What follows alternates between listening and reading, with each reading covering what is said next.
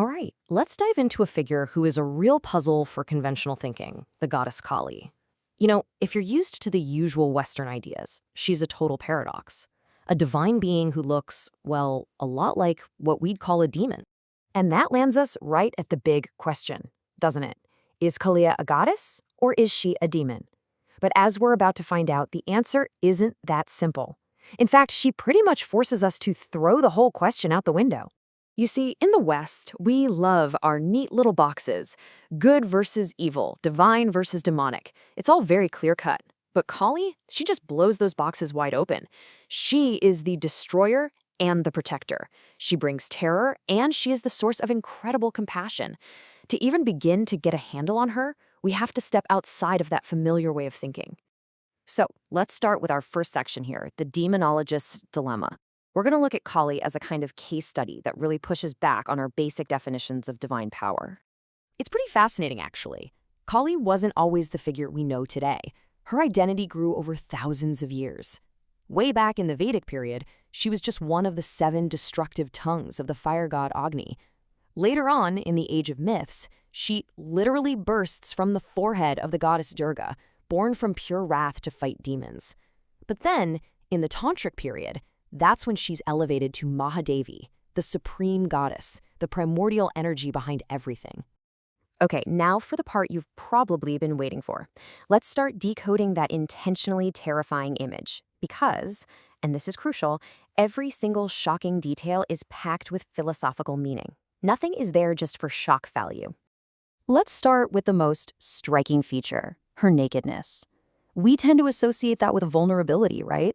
But with Kali, it's the exact opposite. Her nudity represents total freedom from what's called Maya, the cosmic illusion. She's beyond all the coverings, all the social rules, all the pretenses we wrap ourselves in. She is reality itself, completely raw, unadorned, and powerful. Okay, what about that severed head she's holding? I know, it's a jarring image, but it's not some gruesome trophy of war. It's a deep spiritual metaphor. This represents ego death. That head is you, it's me. It's our small individual identity. By cutting it off, Kali shows us that true enlightenment means dissolving that limited self into the vast universal consciousness. It's a terrifying thought, but it's a necessary step on the path. Then you've got the sword she wields, the kirpan. And again, this isn't just a weapon for fighting. It's actually a tool for getting your mind right. This sword perfectly illustrates her role as a force for absolute clarity. It represents viveka, or discrimination, not in a bad way, but as a kind of razor-sharp insight that cuts through all the noise, all the ignorance and illusion, to separate what is real and eternal from what is fake and temporary. And now, perhaps, the most profound and, let's be honest, confusing image of them all. Kali's standing right on top of the god Shiva. It might look like she's dominating him, but the philosophy behind this is just incredibly deep. So here's the deal. This single image is a map of all reality. Kali is Shakti. She's the dynamic, active, creative energy of the entire universe. Shiva, lying beneath her, is pure, still, transcendent consciousness. The message is mind-blowing. Energy without consciousness is just chaos, and consciousness without energy can't do anything. Reality is only born when they come together. Now that we've kind of unpacked her image, let's get into the theology behind her cosmic power. What is she actually doing? This is where her name comes in, and it's a total game changer. The name Kali is the feminine form of Kala, which is the Sanskrit word for time. She is time itself, that unstoppable, absolute force that gives birth to everything, sustains everything, and in the end, consumes everything. That's the source of her duality as both creator and destroyer. So her terrifying destruction isn't just random chaos. It's actually a form of fierce, loving compassion. Think of it as a 3-step process. First, she completely destroys everything that is false, everything that's an illusion. Second, by doing that, she protects what is true and eternal. And the final result? The liberation of the soul from all that baggage.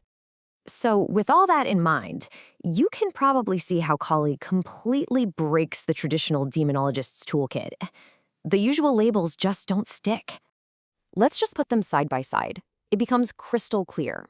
A typical Western demon is defined by how it opposes the divine, but Kali is the divine. A demon destroys to cause rebellion or chaos. Kali destroys to bring about liberation. And get this, the goal with the demon is to banish it, to cast it out. But the goal with Kali is integration, to realize her power is already inside you. Okay, let's bring it all home with our final section, a new model of power. We're going to pull together everything we've talked about and lay out the key takeaways. So, what are we supposed to do with all this? Well, there are 3 huge lessons here.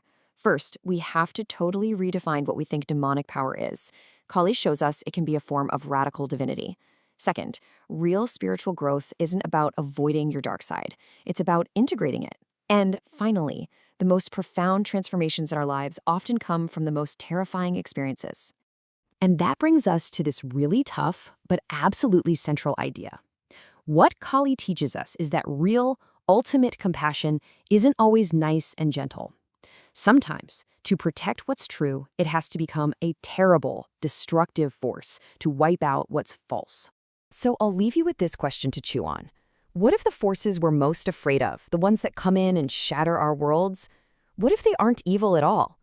What if they're actually a radical, fierce, and uncompromising kind of love? I'll close this out with a quote that just perfectly captures who she is.